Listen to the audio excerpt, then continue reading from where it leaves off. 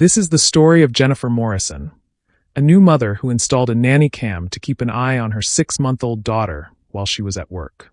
It was supposed to be about peace of mind, about making sure the baby was safe. But what that camera captured over 3 months wasn't about the baby at all. It was about her husband, and a double life so elaborate, so shocking, that when Jennifer finally reviewed all the footage, she realized the man she'd been married to for 5 years was a complete stranger.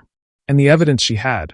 It was about to destroy not just her marriage, but multiple families, several careers, and one very carefully constructed lie.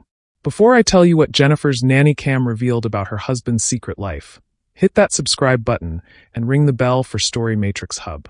Because this story has more shocking revelations, more devastating betrayals, and more jaw-dropping twists than you can imagine.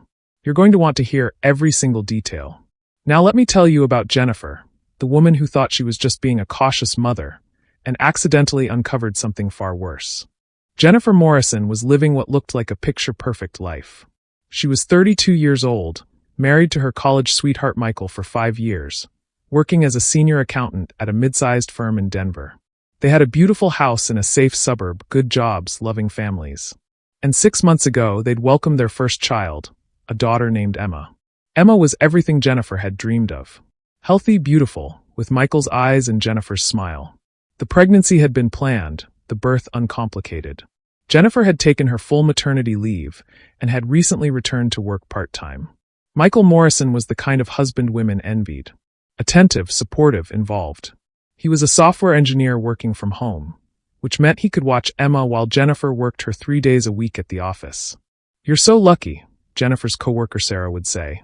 "My husband can barely change a diaper. Yours is basically super dad." And Michael did seem to be super dad. He handled feedings, diaper changes, naps. He sent Jennifer photos throughout the day. Emma sleeping, Emma playing, Emma being adorable. "How's our girl?" Jennifer would text during lunch breaks. "Perfect as always. Don't worry about us. Focus on work." Jennifer felt guilty being away from Emma, even for 3 days a week. The mom guilt was real and overwhelming. But financially, they needed her income. Michael's salary was good, but not quite enough to cover their mortgage, car payments, and all the baby expenses. So Jennifer worked, and worried, and wished she could be in 2 places at once. That's when her mother suggested the nanny cam. "It's not that I don't trust Michael," her mother Sharon said over coffee one Saturday. "But Jennifer, you'd feel so much better if you could just check in, see Emma during the day. They make these cameras now. You can watch on your phone. It's for your peace of mind." Jennifer initially resisted. "Michael would think I don't trust him." "You don't have to tell him. Just put it in the living room. Say it's a baby monitor with video. He doesn't need to know you can access it from your phone at work. That feels sneaky." "It's not sneaky, it's motherhood. You're protecting your baby and your sanity." Jennifer thought about it for a week. The guilt of being away from Emma was eating at her. She was distracted at work, anxious all day, constantly wondering if Emma was okay. Finally, she bought a nanny cam. It looked like a regular digital clock, but it had a hidden camera that streamed video to an app on Jennifer's phone. She set it up on the bookshelf in the living room, angled perfectly to capture the whole space. The couch where Michael usually fed Emma, the play mat where she did tummy time, the area where Michael walked her when she fussed. "What's that?" Michael asked when he noticed it. "Just a new baby monitor," Jennifer said casually. "It has video so I can check on Emma from my phone if I need to. We already have a baby monitor in her room." "I know, but this one's for the living room. You know how I worry." Michael shrugged. "Whatever makes you feel better. Though I send you pictures all day. You know Emma's fine." "I know. It's just mom anxiety. Let me have this." "Fair enough." And that was it. The camera was installed. Michael didn't think anything of it. For the first week, Jennifer checked the camera constantly at work. Between meetings, during lunch, in the bathroom. Just quick glances to see Emma, to watch Michael being the perfect dad. And that's what she saw. Michael feeding Emma her bottle, playing with her on the mat, rocking her to sleep, reading to her even though she was too young to understand. He was everything a father should be. Jennifer felt silly for worrying. Sarah was right, Michael was super dad. But then, during the second week, Jennifer noticed something odd. On Tuesday, she checked the camera around 10:30 a.m. Michael was on his laptop at the dining table, which was just visible in the corner of the frame. Emma was in her bouncer next to him, content. Normal scene. Nothing unusual. But then Michael's phone rang. He looked at it, and his whole body language changed. He stood up quickly, grabbed the phone, and walked out of the camera's view entirely. He was gone for 20 minutes. When he came back, he looked stressed. He picked up Emma, held her tight, paced around the room. Jennifer told herself it was nothing. Work call that went badly. Client issue. Normal stress. But the next day, it happened again. Phone call, immediate tension, Michael leaving the room for 15 minutes. On Thursday, Jennifer decided to check the camera recordings from the previous days, not just the live feed. The camera stored 30 days of footage in the cloud. She started watching Tuesday morning from the beginning. Michael woke up with Emma at 6 a.m., just like always. Fed her, changed her, played with her. Jennifer left for work at 7:30 a.m. Then, at 8:15 a.m., after Jennifer was definitely gone, Michael's phone rang. He answered it immediately. Hey, yeah, she just left. I know, I miss you too. Tonight? I don't know if I can get away. Let me see what I can do. Jennifer's heart stopped. I miss you too. Who is he talking to? She kept watching. Michael hung up, kissed Emma on the head, and went about his morning. But he kept checking his phone, smiling at texts, typing responses. Around 10 a.m., while Emma napped in her room, not visible on the camera, Michael made a phone call. Mom. Hey, would you be able to watch Emma tonight? Jennifer has plans with her friends, and I was thinking of catching up on some work at the office. Yeah, just for a few hours. Thanks, you're a lifesaver. Jennifer's stomach twisted. She didn't have plans with her friends. Michael had made that up. She fast-forwarded through the rest of the day. At 4 p.m., Michael's mother arrived to watch Emma. Michael showered, changed into nice clothes, not his usual work-from-home sweatpants, and left the house. He didn't come back until 11 p.m. Jennifer checked her text messages from that day. At 6 p.m., Michael had texted her. Mom's here watching Emma. Heading to the office for a few hours to finish a project. Don't wait up. She'd responded. Okay, thanks for handling dinner. Love you. He'd replied. Love you too. All while he was doing what? Where had he really been? Jennifer felt sick. This couldn't be what it looked like. There had to be an explanation. She kept watching the recordings. Wednesday. Thursday. Friday. Every single day, the same pattern. Phone calls when Jennifer left. Texts that made Michael smile. Lies about where he was going. On Friday, Michael told Jennifer he was meeting his college friend Dave for drinks. His mother came to watch Emma again. Jennifer watched on the nanny cam as Michael got ready. He wore cologne. He checked his hair 3 times. He looked excited. This wasn't a friend hangout. This was a date. Jennifer wanted to confront him immediately. But something stopped her. Some instinct that told her she needed more information before showing her hand.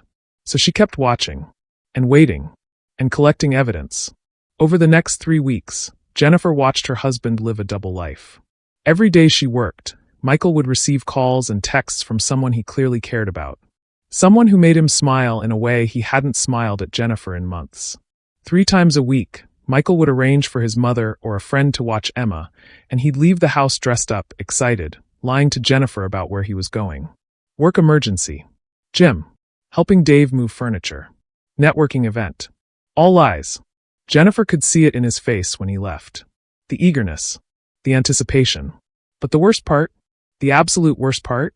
On the camera, with Emma, Michael was still the perfect dad. Patient, loving, attentive. He took care of their daughter beautifully. He just happened to be cheating on Jennifer in between diaper changes. After 3 weeks of evidence gathering, Jennifer had hours of footage. Dozens of suspicious phone calls. Multiple instances of Michael lying about his whereabouts. But she still didn't know who the other woman was. That changed on a Thursday afternoon in the 3rd week. Jennifer was watching the live feed during her lunch break. Emma was napping upstairs. Michael was on the couch on his phone, smiling at whatever he was reading. Then the doorbell rang. Michael jumped up, checked his hair in the mirror, and opened the door. A woman walked in. Jennifer's blood ran cold. Because she knew this woman. It was Amanda, Michael's coworker. The woman he'd worked with for 3 years. The woman Jennifer had met at company parties, had small-talked with about babies and work-life balance. Amanda was married. She had 2 kids. Jennifer had met her husband, Brad, multiple times. And now Amanda was in Jennifer's house, while Emma slept upstairs, walking straight into Michael's arms. They kissed. Not a friendly peck. A real kiss. Deep, passionate, familiar. I missed you, Amanda said on the camera. It's only been 2 days, Michael replied, smiling. That's too long. They sat on Jennifer's couch, the couch Jennifer and Michael had picked out together, and talked like a couple. Comfortable, intimate, clearly well past the beginning stages of an affair. When are you going to tell her? Amanda asked. Tell who? Jennifer. When are you going to tell her about us? Michael sighed. It's complicated. With the baby. It's been 6 months, Michael. We've been together for almost a year now. I'm leaving Brad. I've already talked to a lawyer. When are you leaving Jennifer? A year. They'd been having an affair for a year, which meant it started when Jennifer was pregnant. I will, Michael said. I just need time. Emma's still so young, and Jennifer's already stressed. So you're never going to tell her? You're just going to keep lying to both of us. I'm not lying to you. You know I love you. Then prove it. Leave her. I will. Soon. I promise.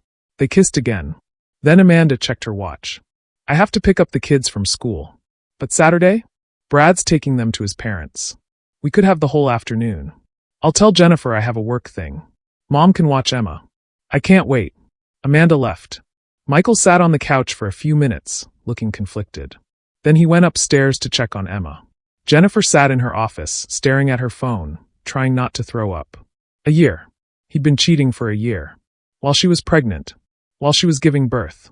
While she was recovering, adjusting to motherhood, struggling with postpartum anxiety. And with Amanda, someone Jennifer had trusted, had been friendly with, had considered safe. Jennifer's hands were shaking. She wanted to call Michael right now, scream at him, tell him she knew everything. But that same instinct that had told her to wait, to gather evidence, kicked in again. Because if Michael had been lying this well for a year, there was probably more she didn't know. And if she confronted him now, he'd just lie better. No. Jennifer was going to wait until she had everything. Every lie, every meeting, every piece of evidence. And then she was going to destroy him. Jennifer became obsessed with the nanny cam footage. Every night, after Michael fell asleep, she'd go into the bathroom with her phone and watch the day's recordings. Every lunch break at work, she'd check the live feed and the cloud storage. She documented everything in a spreadsheet. Date, time, what happened, evidence saved. She took screenshots of Michael and Amanda together. She saved video clips of their conversations. She noted every time Michael lied about his whereabouts. You're working a lot lately, Michael commented one evening as Jennifer stayed up late on her laptop. Year-end closing. Lots of reports, Jennifer lied, even though her chest ached with the irony. She'd become a liar too, just to catch his lies. You should rest. Emma will be up early. I will soon. Michael kissed her forehead and went to bed. Jennifer waited until she heard him snoring, then continued her investigation. She'd learned Michael and Amanda's entire routine. Monday, Wednesday, Friday. Amanda would come to the house during Emma's afternoon nap. They'd have 1 to 2 hours together before Amanda had to pick up her kids from school. Tuesday and Thursday, Michael would arrange childcare and meet Amanda somewhere else. Jennifer assumed hotels, though she couldn't confirm that from the nanny cam. Weekends, harder for them to meet, but they'd managed it a few times. Michael would claim work emergencies or guy time with friends. Jennifer started checking their bank accounts. Michael had a separate credit card he used for work expenses. Jennifer had never questioned it before. She trusted him. Now she looked at every charge. Hotels. Restaurants. Flowers that Jennifer had never received. Jewelry that Jennifer had never seen. One charge made her want to scream. $347 at a jewelry store on February 10th. That was 2 weeks before Valentine's Day. Michael had given Jennifer a $50 necklace from Target for Valentine's.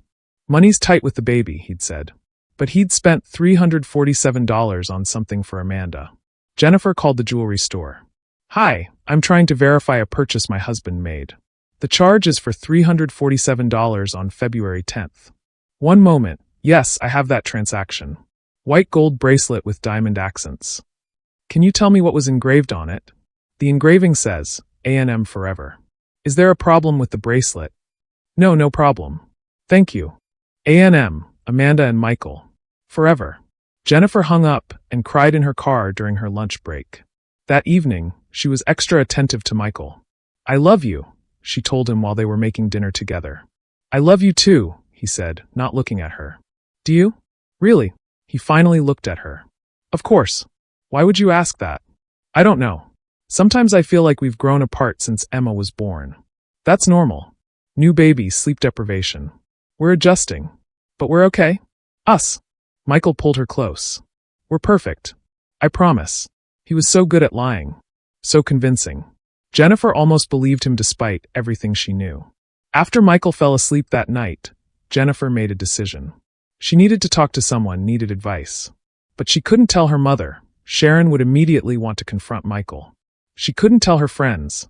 They all knew Michael and liked him. She needed a lawyer.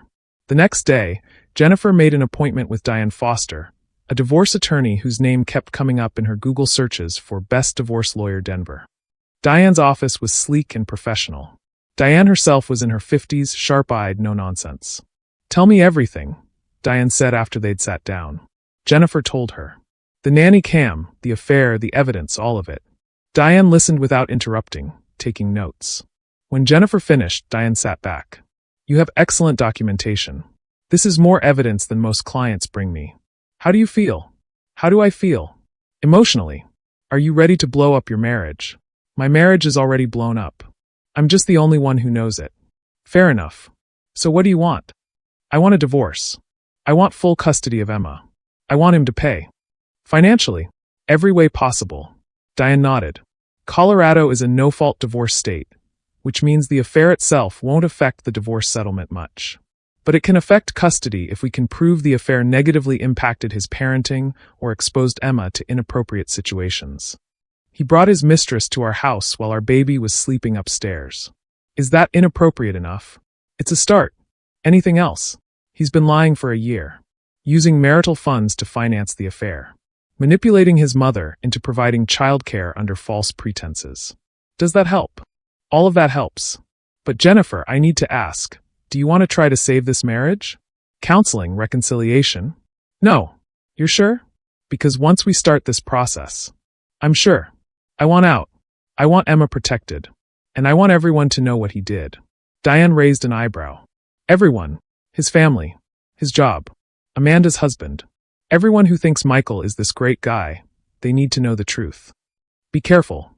Revenge can backfire. This isn't revenge. It's consequences. All right. Then here's what we do. First, we gather more evidence. I want everything, every video, every text if you can access them, every bank statement. Second, we file for divorce strategically. You don't tell him you know about the affair. You just tell him you want a divorce. See how he reacts, what lies he tells his lawyer. And the evidence? We use it if he fights us on custody or assets. We show he's been deceptive, using marital funds for an affair, bringing another woman around the baby. That builds our case. What about Amanda? What about her? Shouldn't someone tell her husband? Diane was quiet for a moment. That's your choice. But understand, if you tell Brad about the affair, you might be opening yourself up to complications. Brad could react unpredictably. This could get messy. It's already messy. Messier, then. Jennifer thought about Brad. She'd met him several times. He seemed nice, devoted to his kids. Did he deserve to know his wife was cheating? I'll think about it, Jennifer said. Over the next week, Jennifer collected more evidence. She'd become an expert at pretending everything was normal while documenting her husband's betrayal. On Wednesday, Amanda came to the house again. Jennifer watched on her phone from work. They sat on the couch, Amanda curled into Michael's side. I told Brad I want a divorce, Amanda said. You did? When? Last night. I couldn't wait anymore. What did he say? He was shocked. Asked if there was someone else. I said no. You lied. I had to. If he knew about us, he'd make the divorce hell. This way we can split amicably, share custody of the kids. Then, in a few months, you leave Jennifer, and we can finally be together. Michael was quiet. You're still going to leave her, right? Amanda asked, doubt creeping into her voice. Yes. Of course. I need to do it right. For Emma's sake. You keep saying that. But Michael, Emma is 6 months old. She won't remember any of this. The longer you wait, the harder it gets. I know. You're right. I'll tell her. Soon. When? Before the end of the month. I promise. End of the month. That was 2 weeks away. Jennifer decided that was her timeline too. She'd file for divorce before Michael could try to control the narrative. That evening, Michael was extra attentive. He'd made dinner, given Emma her bath, even rubbed Jennifer's feet while they watched TV. "You're being sweet tonight," Jennifer observed. "I love you. I don't say it enough." The guilt, Jennifer realized. He was feeling guilty about the affair, so he was being extra nice to her. Trying to compensate. "I love you too," she said, the words tasting like ash. Later, after Michael fell asleep, Jennifer went through his phone. She knew his passcode. He'd never hidden it from her, because he'd never thought she'd go through his phone. The messages were worse than she'd imagined. Michael had a separate messaging app, Signal, where he and Amanda talked. Hundreds of messages. Intimate, detailed, planning their future together. "I can't wait until we don't have to hide anymore. Someday soon, I'll wake up next to you every morning. You're the love of my life." Jennifer is just obligation. Jennifer was just obligation. She took screenshots of everything. Hundreds of them. Then she backed them up to her private cloud storage.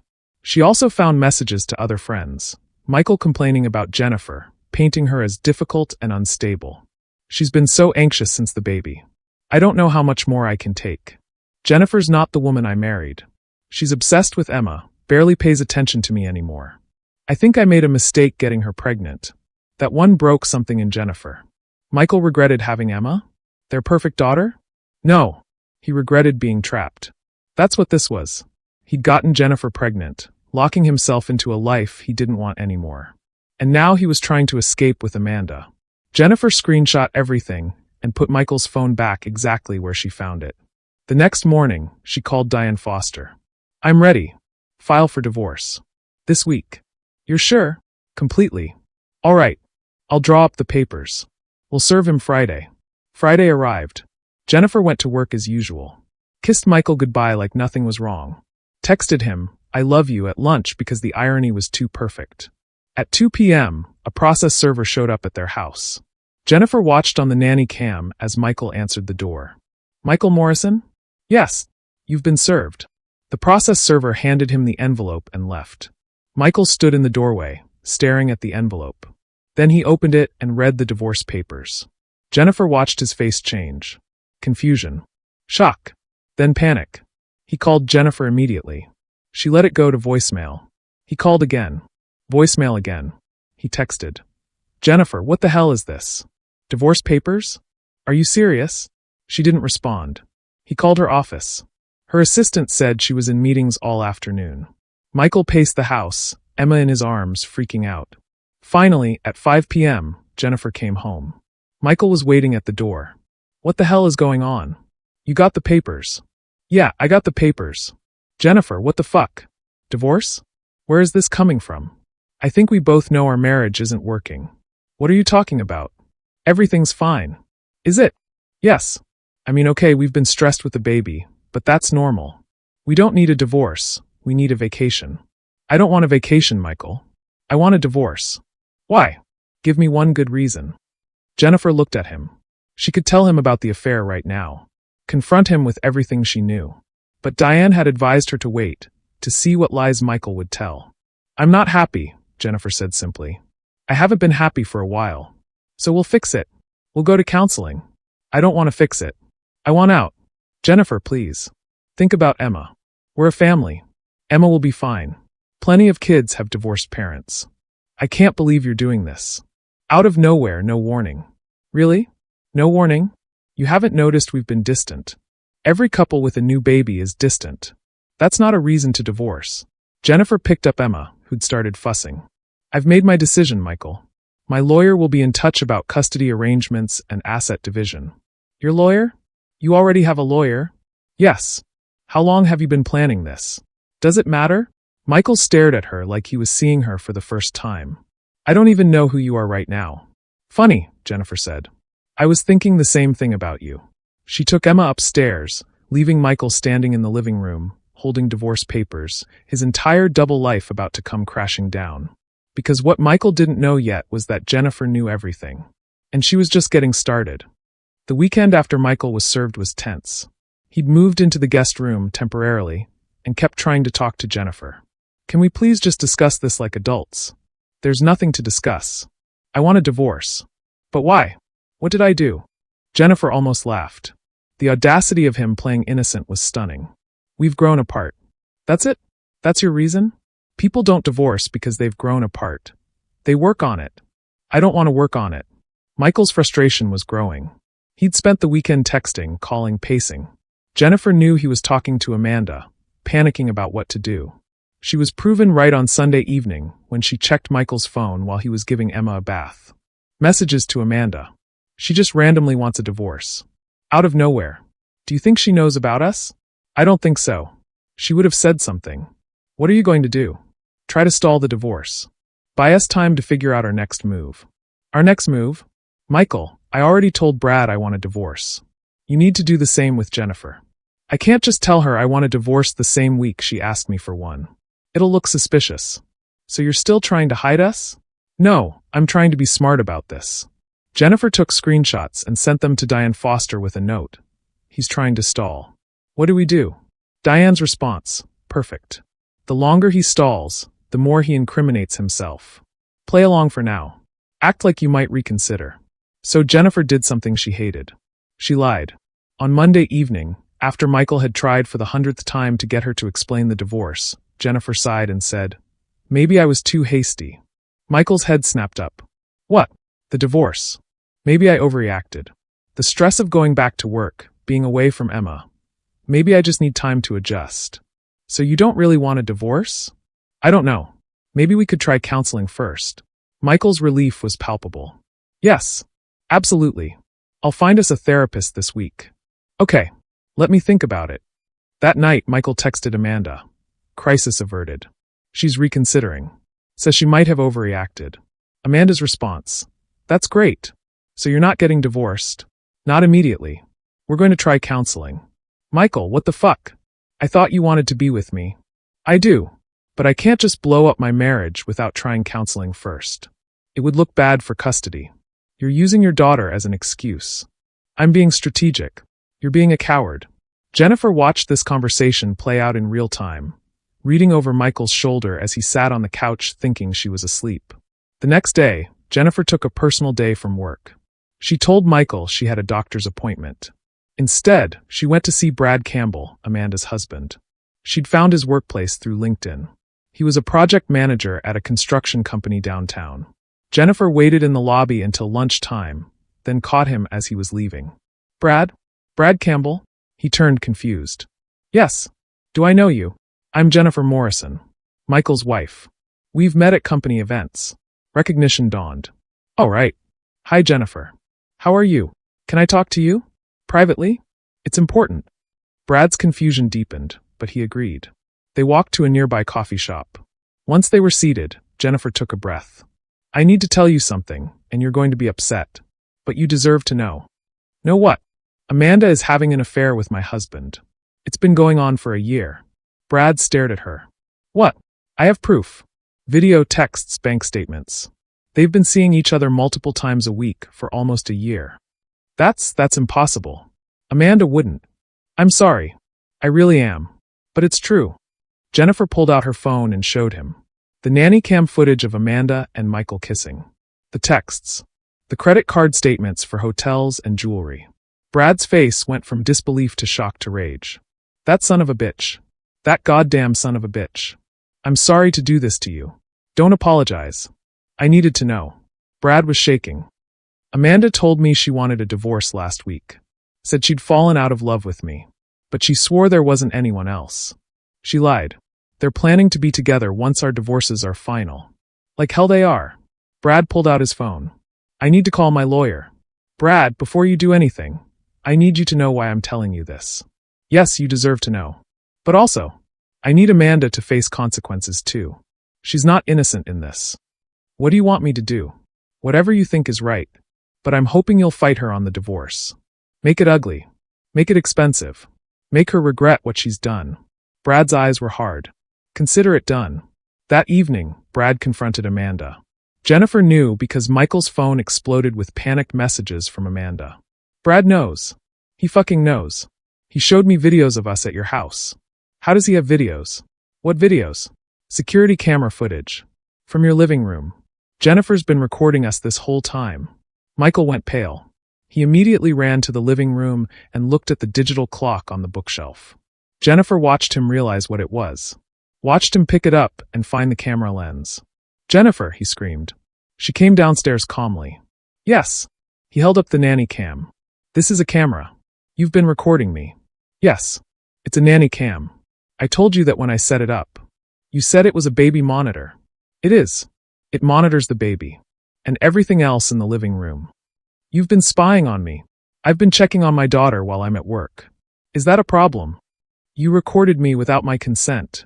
In our house, where you have no expectation of privacy. Completely legal in Colorado, by the way. I checked. Michael's face was turning red. How much did you see? Everything. Every lie, every meeting with Amanda, every time you told your mother you needed childcare for work, when really you were cheating on me. Jennifer. I know about the affair, Michael. I've known for 3 weeks. I have hundreds of hours of footage. Screenshots of your texts. Credit card statements. Everything. Michael sat down heavily. Why didn't you say something? Because I wanted to see how far you'd lie. And you've lied spectacularly. Even this week, trying to save our marriage while texting Amanda that you're just stalling for time. You've been reading my texts. I know your passcode. You never changed it because you never thought I'd need to check your phone. Big mistake. Jennifer, please. Let me explain. Explain what? That you've been fucking your coworker for a year? That you spent our money on jewelry for her? That you told your friends you regretted getting me pregnant? I heard all your explanations. On video. With audio. Michael looked like he might cry. It's not what it looks like. Really? Because it looks like you've been cheating on me since I was pregnant, bringing your mistress to our house while our infant daughter slept upstairs, and planning to leave me as soon as you could figure out how to do it without looking like the bad guy. I do love you. Don't. Don't insult me by lying anymore. You told Amanda I was just obligation. That she was the love of your life. I heard you, Michael. I have the footage. He dropped his head into his hands. What happens now? Now you move out. Today. I've already changed the locks. Your keys won't work. I'll pack a bag for you. You can stay with your parents. This is my house too. Actually, the house is in my name only. I bought it before we got married and never added you to the deed. You have no legal claim to it. What about Emma? What about her? She's my daughter. And you'll have visitation. Supervised at first, given that you've demonstrated poor judgment by bringing your affair partner around her. You can't do that.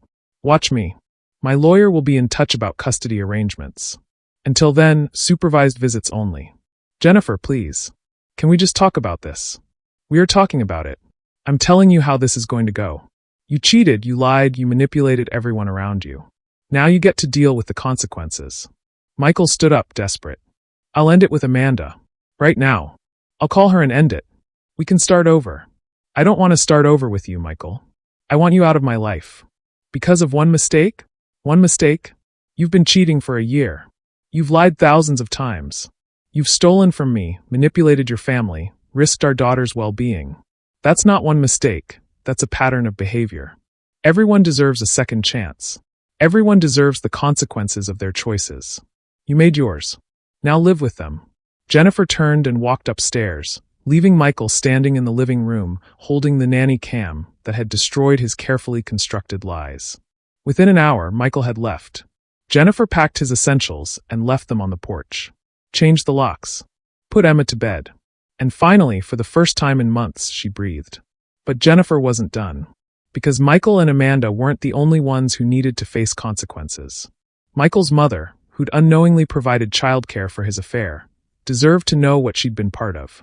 Michael's employer, who probably had policies about workplace relationships, needed to know their employees were having an affair that impacted work.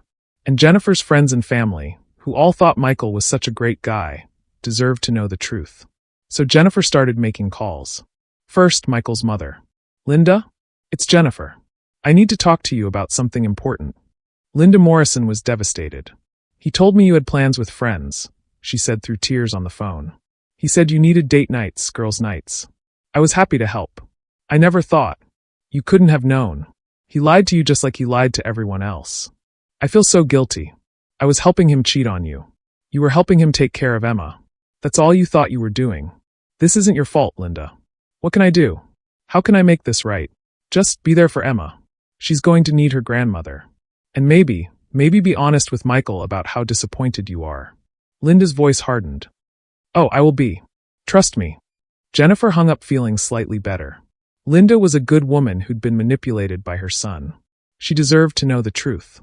Next, Jennifer called Michael's workplace. She asked to speak with HR about a sensitive matter involving employee conduct. The HR director, a woman named Patricia Chun, called her back within an hour.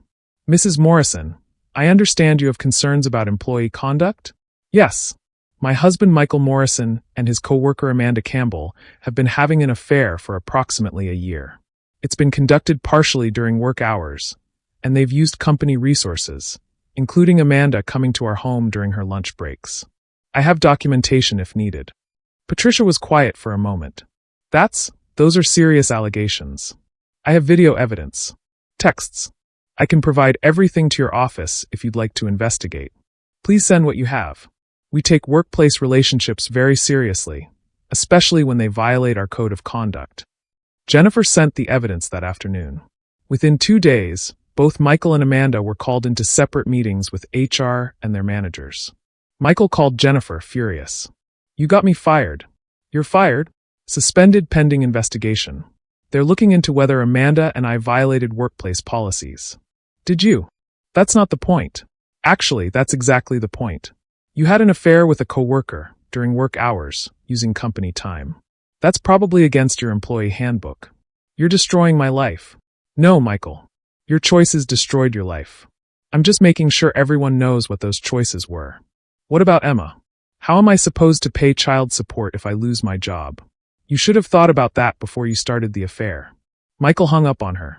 3 days later, both Michael and Amanda were officially terminated. The company's policy was clear. Employees in a relationship had to disclose it to HR. Michael and Amanda hadn't. Plus, the affair had involved deception, manipulation of work schedules, and misuse of company time. Amanda was particularly devastated because she'd been the higher earner in her family. Losing her job meant she'd have a much harder time in her divorce from Brad. Speaking of Brad, his divorce from Amanda was going exactly as he'd promised, ugly. He'd hired an aggressive lawyer who was using Jennifer's evidence to paint Amanda as an unfit mother who'd prioritized an affair over her children, used marital funds for the affair, and lied repeatedly. I'm going for full custody, Brad told Jennifer when they met for coffee to compare notes. My lawyer thinks we have a strong case. Amanda's been bringing the kids around Michael, a man they don't even know, telling them he's mommy's friend. She's been lying to them just like she lied to me. I'm sorry you're going through this. Don't be. You did me a favor. Better to know now than waste more years with someone who doesn't respect me. How are your kids handling it? They're confused. They don't understand why mommy and daddy are splitting up. But they will eventually. When they're older, they'll understand their mother chose an affair over her family. Jennifer felt a pang of sympathy for Amanda's children. They were innocent in all of this, just like Emma. What about Michael? Brad asked. How's he handling being caught? Not well. He's staying with his parents. His mother barely speaks to him. He lost his job. His reputation is destroyed. And he's about to face a custody battle he won't win. Good. Jennifer had also told her own family and friends the truth. The response was overwhelming support for her and shock about Michael. I never would have guessed, her friend Sarah said. He seemed so devoted to you and Emma. He was devoted. Just not to us. What a waste. He had everything and threw it away for an affair. Jennifer's mother was particularly angry. I never liked him. I always thought there was something off. Mom, you told me he was perfect. Well, I was wrong. Are you okay, honey? Do you need anything? I need him gone from my life. Everything else I can handle. The divorce proceedings moved quickly once Michael realized Jennifer had irrefutable evidence. His lawyer advised him not to fight.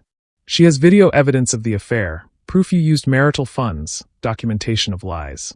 If you fight this, you'll lose badly and spend a fortune on legal fees. Take the settlement she's offering. The settlement was fair but firm. Jennifer kept the house. It was in her name anyway. They split savings 50/50. Michael would pay child support based on his previous salary. Jennifer would have primary custody. Michael would have supervised visitation until a custody evaluator determined he could have unsupervised time. Michael would pay for his own credit card debt from the affair. Michael signed. He didn't have a choice. But the fallout wasn't over. Because word had spread through their social circle, their neighborhood, their extended families. Michael Morrison, the perfect dad, was now known as the cheater who'd been caught on his own nanny cam. People Jennifer barely knew were messaging her. "I heard what happened. I'm so sorry. How are you holding up?" Some messages were from people wanting gossip, but most were genuinely supportive.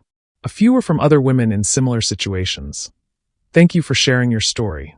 It gave me the courage to check my own security cameras.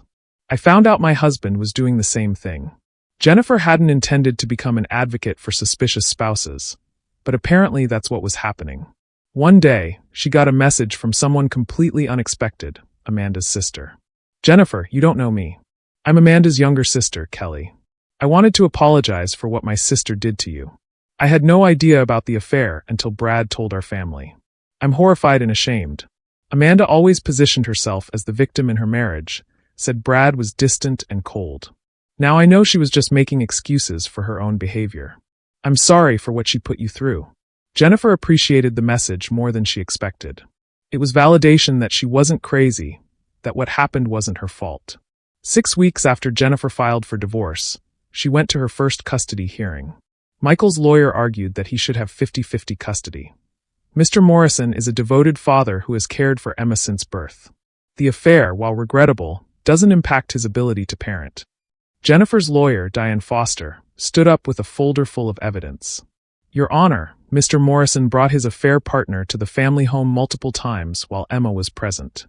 He used his mother's childcare help, obtained under false pretenses, to facilitate his affair.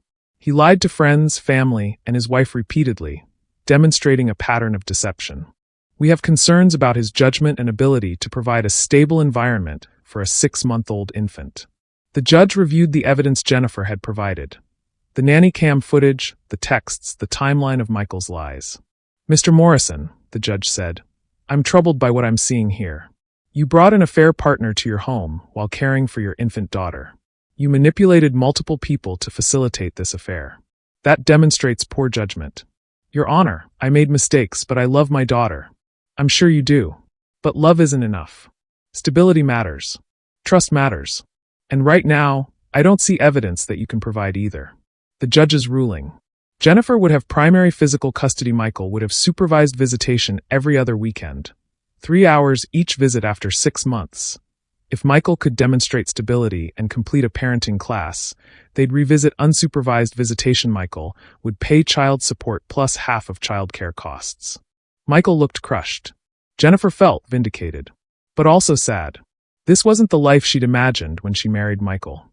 She'd thought they'd raise Emma together, be a family. But Michael had made different choices. After the hearing, Michael approached Jennifer in the hallway. "I'm sorry," he said, "for everything. I know that doesn't fix anything, but I am sorry. Okay, I do love Emma. I know you don't believe that, but I do. I believe you love her. I just don't think you know how to prioritize her over yourself." "That's fair." Michael looked defeated. "What about us? Is there any chance?" "No, there's no chance. We're done, Michael. I really did love you once." "I know, but love isn't enough when you can't be faithful, honest, or trustworthy. Emma deserves better. I deserve better. What about Amanda and me? What about you? Are you going to keep trying to destroy our relationship?" Jennifer almost laughed. "Michael, I don't need to destroy your relationship. You did that yourselves. Amanda lost her job, her marriage, possibly custody of her kids, all because of choices she made. You lost your job, your wife, your home, and primary custody of your daughter because of choices you made. I didn't do that. You did. But you exposed us. I told the truth. If the truth destroyed your relationship, that's on you, not me." Michael had no response to that. Jennifer walked away, got in her car, drove to Linda's house to pick up Emma, and went home. To her house. Her life. Her future. Without Michael. 6 months after the divorce was finalized, Jennifer's life looked completely different. She'd been promoted at work. Her boss had been impressed by how she'd handled the divorce with such professionalism while never letting her performance slip. Emma was thriving. At 1 year old, she was happy, healthy, hitting all her milestones. She didn't seem affected by her parents' separation, probably because she was too young to understand. Michael had completed his parenting class and was now allowed unsupervised visitation every other weekend. He'd gotten a new job at a smaller company with less pay. He was living in a modest apartment. And his relationship with Amanda? Over. It had ended 3 months after everything blew up.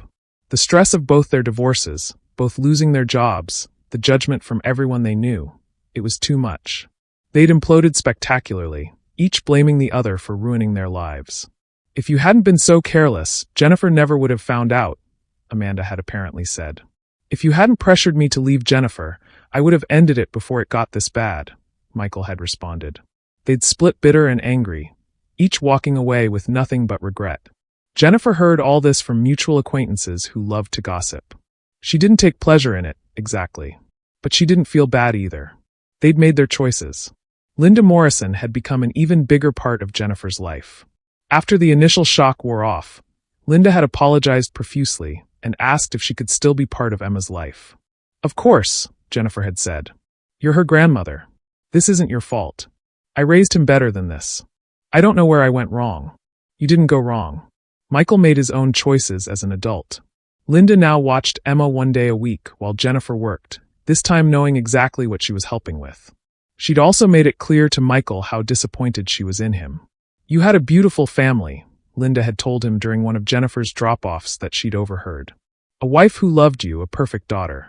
And you threw it away for an affair. I'm ashamed of you. Michael hadn't known what to say.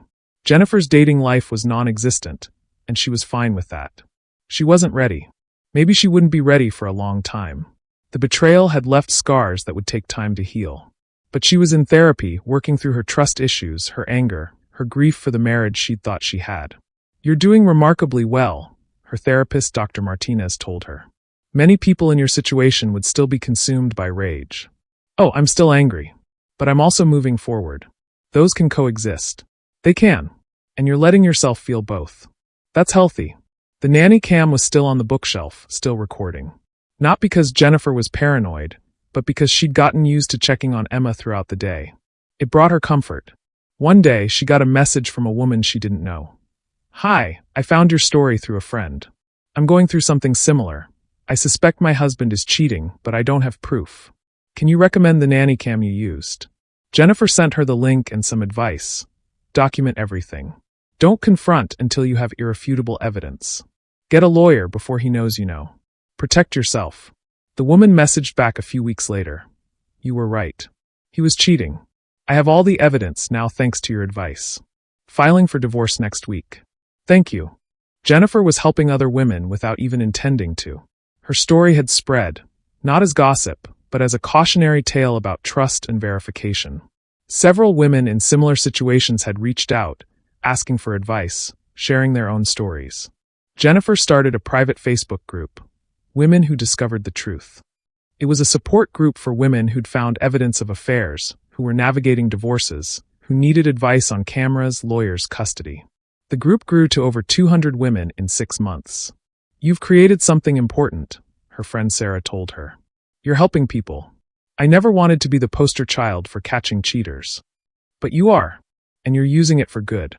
Jennifer supposed that was true. If her pain could help other women avoid or escape similar situations, maybe it was worth something. Meanwhile, Michael's life had gotten worse. His new job paid significantly less than his old one. Between child support, his apartment rent, and the debt from the affair, he was struggling financially. He'd tried to reduce his child support payments, claiming hardship. Jennifer's lawyer had shut that down quickly. Your financial difficulties are a direct result of your decision to have an affair and violate your employer's code of conduct. You don't get to reduce support because you made bad choices. The judge agreed. Michael's child support stayed the same. He'd also tried to get more custody time, arguing that supervised visits were no longer necessary. But Emma cried every time he picked her up, reached for Jennifer, seemed uncomfortable with him. She doesn't know you well enough, Jennifer had told him. You need to build a relationship with her. That takes time. I'm trying. But she acts like I'm a stranger. You see her 12 hours a month. You are practically a stranger to her. That's not fair. Life isn't fair, Michael. One day, Michael showed up at Jennifer's house unannounced. She saw him on the nanny cam before he even rang the doorbell. What are you doing here? She asked through the Ring camera. I need to talk to you. Please. It's not your weekend. I know. Please. 5 minutes. Jennifer sighed and opened the door. Emma was napping upstairs. What do you want? Michael looked terrible. He'd lost weight, had dark circles under his eyes, looked exhausted. I'm drowning, he said. Financially, emotionally, everything. I made terrible mistakes, and I'm paying for them every day. Okay, I'm asking. I'm begging. Is there any way we can reduce the child support? Just temporarily? I'm barely making rent. No. Jennifer, please. You make $75,000 a year at your new job. Your child support is $1,200 a month. That's less than 20% of your income. You can afford it. But I also have credit card debt from before. And my apartment. Not my problem. You created that debt. You chose that apartment. Emma's needs don't decrease because you're bad with money. I'm not asking you to forgive me or take me back. I'm just asking for some temporary relief. And I'm saying no. Emma deserves financial support from both her parents. Figure it out. You're heartless. I'm practical. There's a difference. Michael left, defeated. Jennifer felt a small twinge of guilt, but only small. Michael had made his choices. Emma's well-being came first. That evening, Jennifer's mother came over for dinner. How are you really doing? Sharon asked once Emma was in bed. I'm okay. Actually okay, not just saying it. You seem lighter. Less burdened. I am. I spent so long carrying the weight of Michael's lies without even knowing it. Now that he's gone, I can breathe. Do you ever regret how you handled it? The nanny cam, telling everyone. No. Maybe that makes me vindictive, but I don't regret it. Michael deserved to face consequences. So did Amanda. And their victims, me, Brad, the kids, deserve to know the truth. What about Emma? When she's older, she'll ask about what happened. I'll tell her the truth. Age-appropriate truth, but truth. That her father made choices that hurt people, and that actions have consequences. That's fair. Jennifer thought about the nanny cam, the hours of footage that had changed everything. You know what's funny? She said. I set up that camera to spy on Emma. To make sure she was safe, that she was being taken care of properly. I was so worried about being a good mom, about doing everything right. And I was so focused on Emma that I never thought to check on my marriage. Never thought Michael would be the danger. I was worried about choking hazards and SIDS and developmental milestones. It never occurred to me to worry about my husband betraying me. How could you have known? I couldn't. But now I know trust is earned. And it can be lost. I'll never take it for granted again. 1 year after the divorce, Jennifer went on her first date. His name was David. He was a single dad she'd met through Emma's music class. His daughter Lily was Emma's age. They'd bonded over the chaos of single parenting. I'm not looking for anything serious, Jennifer told him up front. I'm barely a year out of a really bad divorce. Same here. My ex cheated. I get it. How about we just have dinner? 2 single parents, no pressure. They had dinner. It was nice. Easy. David was kind, respectful, funny. He didn't push, didn't expect anything. They went on a second date. Then a third. You know what I like about you? David said during their 4th date. You're honest. Refreshingly, almost brutally honest. You say what you mean. I learned that the hard way. I spent too long living with someone who lied to me every day. I'm done with dishonesty. I respect that. And I'm the same way now. After my ex, I can't handle games or manipulation. Just tell me the truth, good or bad. Deal. Jennifer didn't know if David would turn into something serious. Maybe he would, maybe he wouldn't. But for the first time in a year, she felt hopeful about the possibility of trusting someone again. Not naive trust, but earned trust. The kind built on honesty and transparency. The kind she should have had with Michael, but never did. And if she ever did get serious with someone again, she'd learned an important lesson. Trust, but verify. The nanny cam would stay. 18 months after the divorce, Jennifer's life had settled into a new normal. Emma was almost 2 years old, talking in full sentences, calling Jennifer Mama and Michael Dada, but clearly more bonded with Jennifer. Michael had finally gotten unsupervised weekend visits, but Emma still sometimes cried when he picked her up. It broke Jennifer's heart, but she didn't interfere. Emma needed to have a relationship with her father, even if it wasn't the relationship Michael had imagined. David had become a significant part of Jennifer's life. They'd been dating for 6 months, taking it slow, introducing the kids gradually. Emma and Lily played well together. David was patient, understanding, and most importantly, transparent. Here's my phone, he'd said early in their relationship. Passcode is 1234. Check it whenever you want. I have nothing to hide. I don't need to check your phone. But you can. I know trust is hard for you after what happened. So I'm making it easy. Total transparency. That gesture meant more to Jennifer than David probably realized. One day, Jennifer got a message from Amanda. It was the first time they'd communicated since everything fell apart. Jennifer, I know you probably hate me. I deserve that. But I wanted to apologize. What I did was unforgivable. I destroyed my marriage, my relationship with my kids, my career. All for an affair that wasn't even worth it. I'm in therapy now, trying to understand why I made such terrible choices. I don't expect forgiveness. I just wanted you to know I'm sorry. Jennifer stared at the message for a long time. She could ignore it. She could send back something cruel. She could finally unleash all the anger she'd been holding. But she didn't. She wrote back, I appreciate the apology. I hope you're doing the work to become better. For your kids' sake, if nothing else. That was it. No forgiveness, no reconciliation, just acknowledgement. Amanda responded, Thank you for responding. You didn't have to. You've always been better than I deserved. Jennifer didn't respond to that. The conversation was over. That evening, she told David about the exchange. How do you feel? He asked. Strangely neutral. I'm not angry anymore. I'm not glad she's suffering. I just don't care. She's not my problem. That's healthy. Is it? Sometimes I wonder if I should still be angrier. Why? Anger hurts you, not her. You've moved on. That's success, not failure. Jennifer thought about that. David was right. She had moved on. Her Facebook group for women dealing with infidelity had grown to over 500 members. She'd started a blog sharing her story, offering advice, helping other women navigate the process of discovery and divorce. You've become an advocate, her therapist Dr. Martinez observed during one session. You took your trauma and turned it into something helpful for others. I never intended to. It just happened. Sometimes that's how healing works. We help others and heal ourselves in the process. Michael, meanwhile, had hit rock bottom. He'd been evicted from his apartment for non-payment of rent. He was back living with his parents, which was humiliating for a 34-year-old man. His job performance had suffered. He'd gotten written up twice for missing deadlines and showing up late. And his relationship with Emma remained strained.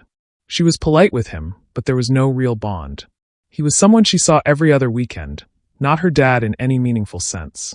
Linda had told Jennifer during one drop-off, he's depressed. Barely gets out of bed some days. He's finally realizing what he lost. That's sad, Jennifer said, and meant it. Not because she wanted Michael back, but because it was genuinely sad to see someone self-destruct. He asks about you sometimes.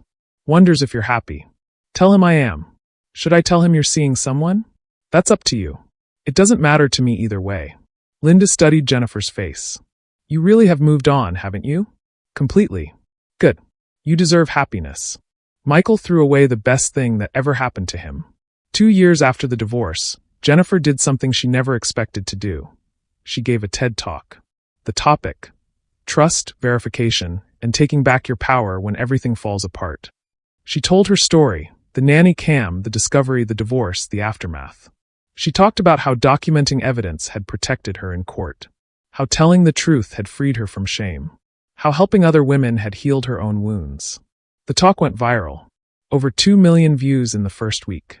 Jennifer's inbox exploded with messages. Thank you for sharing your story. I just ordered a nanny cam. I caught my husband because of your advice. Filing for divorce next week. You gave me the courage to trust my instincts. I was right, he was cheating. But also, you're vindictive and cruel. You destroyed that man's life. What you did was psycho, who spies on their spouse. You should have tried counseling instead of surveillance. Jennifer read all of it, the praise and the criticism, and felt fine. Some people won't get it, David said when she showed him some of the harsh comments. They'll think you're the villain for exposing the truth instead of him being the villain for lying. I know. And that's okay. I'm not trying to convince everyone. I'm just trying to help the people who need it. One day, Jennifer got an unexpected visitor, Brad. I'm getting remarried, he told her over coffee. I wanted you to know. And to thank you. Thank me? For telling me the truth. You didn't have to. You could have just handled your own divorce quietly. But you told me, gave me evidence, helped me protect my kids. That took courage. How are your kids? They're good. Better than I expected. Amanda has them every other weekend. I have primary custody. They're adjusting. And you're happy? Getting there. My fiancée is wonderful. She's patient with the kids, understands the situation. It's healthy, real. Nothing like my marriage to Amanda. I'm happy for you. You know what's funny? Amanda and Michael deserved each other. They were both liars, both manipulators, both selfish. Maybe if they'd actually ended up together, they would have been happy. Or they would have cheated on each other eventually. Brad laughed. Probably. Once a cheater, always a cheater. 3 years after the divorce, Jennifer made a decision. She took down the nanny cam. Emma was in preschool now, spending more time out of the house. And Jennifer realized she didn't need to monitor everything anymore. She'd installed the camera out of anxiety, kept it out of necessity. But now? Now she could let go. You sure? David asked. They were living together now, talking about marriage, blending their families. I'm sure. That camera served its purpose. It protected me when I needed protection. But I don't need it anymore. You trust me? I trust you. More importantly, I trust myself. If something feels off, I'll address it directly instead of secretly gathering evidence. That's growth. Jennifer put the nanny cam in a box and placed it in the closet. She didn't throw it away. It was evidence of an important chapter of her life. But she didn't need to look at it anymore. The final piece of closure came on what would have been Jennifer and Michael's 10th wedding anniversary. Michael sent her a text. Happy anniversary. I know we're not together anymore, but I wanted to acknowledge the day. You were a good wife. I was a terrible husband. I'm sorry. Jennifer read it and felt nothing. No anger, no sadness, no longing. Just acknowledgement. She didn't respond. There was nothing to say. That evening, David took her out to dinner. Do you realize what today is? He asked. My former anniversary? No. The 3-year anniversary of when you discovered the affair. 3 years since you took control of your life. Jennifer hadn't realized. She'd been so focused on moving forward that she'd forgotten to mark the moment that changed everything. 3 years, she repeated. Feels like a lifetime ago. Because you're a different person now. Stronger. More confident. More yourself.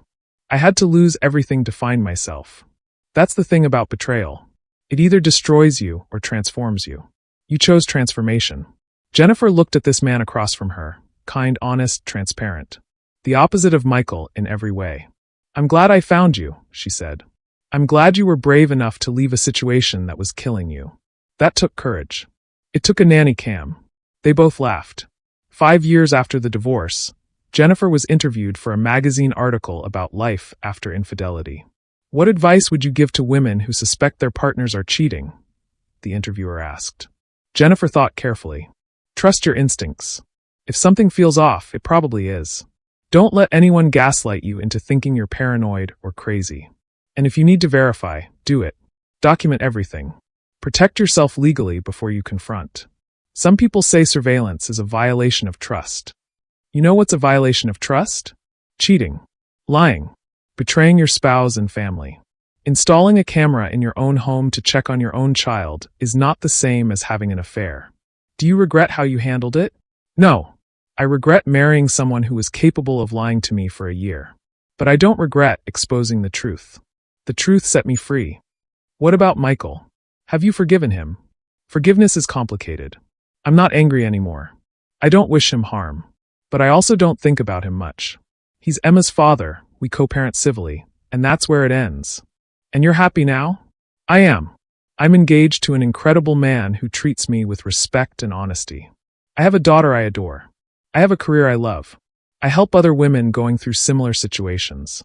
My life is full and meaningful. None of that would have happened if I'd stayed in a marriage built on lies. Last question. Do you still have the nanny cam? Jennifer smiled. I do. It's in a box in my closet. A reminder that sometimes the smallest decisions, like installing a camera to check on your baby, can change your entire life. The article published with the headline, The Nanny Cam That Changed Everything, One Woman's Journey from Betrayal to Empowerment. It was shared thousands of times. Jennifer's inbox filled with messages from women thanking her, sharing their stories, asking for advice. She'd become, unexpectedly, a voice for women who refused to be lied to. For women who chose truth over comfortable ignorance. For women who'd rather face a painful reality than live in a beautiful lie. And it all started with a simple nanny cam, a device meant to monitor a baby that instead exposed a husband's secret life. Jennifer often thought about that camera, about the moment she decided to install it.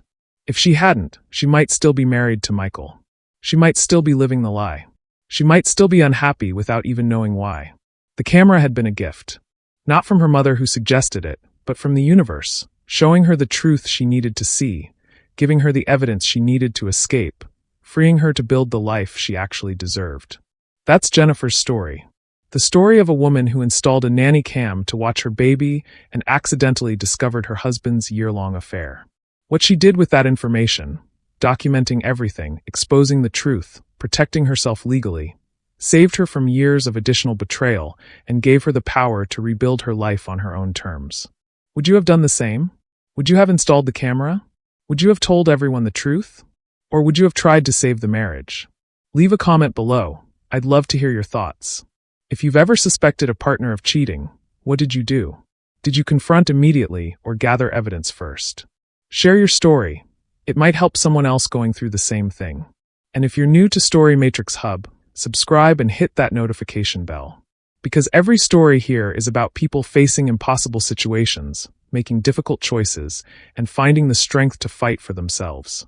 Remember, trust your instincts. If something feels wrong, investigate. Protect yourself. And never let anyone make you feel crazy for wanting the truth. I'm Story Matrix Hub. Thanks for being here.